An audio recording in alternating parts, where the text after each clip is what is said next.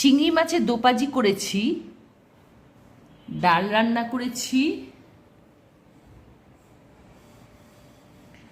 এটা গুঁড়ি কচু দিয়ে চিংড়ি মাছ রান্না করেছি, ছোট চিংড়ি রান্না করেছি গুঁড়ি কচু দিয়ে।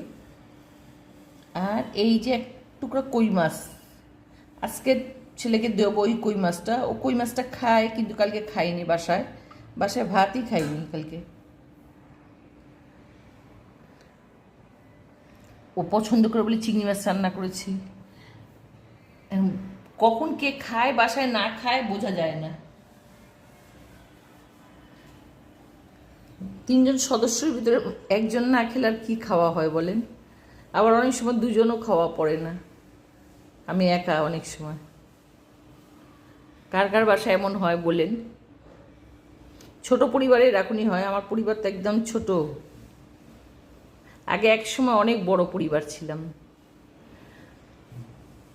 শ্বশুর শাশুড়ি মারা যাওয়ার পর একদম সবাই আলাদা আমরা।